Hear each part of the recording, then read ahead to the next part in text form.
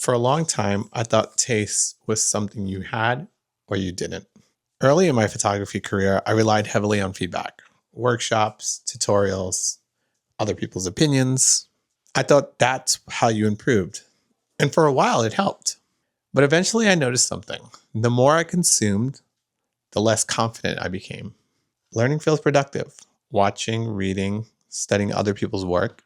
But at some point, learning turns into noise and you stop listening to what you respond to and you start waiting for other people to tell you what's good.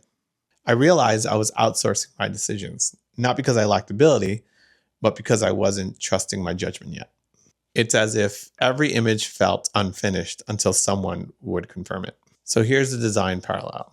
In design, taste is an instant. It's built through repetition, mistakes, plenty of mistakes, and seeing what holds up over time. You see, taste isn't about being original. It's about being honest. This shift didn't happen all at once. It happened quietly.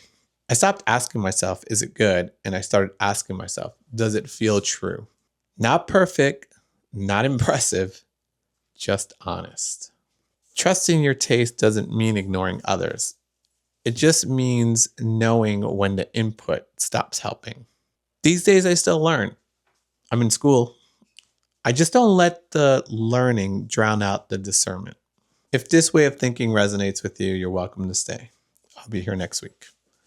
Peace.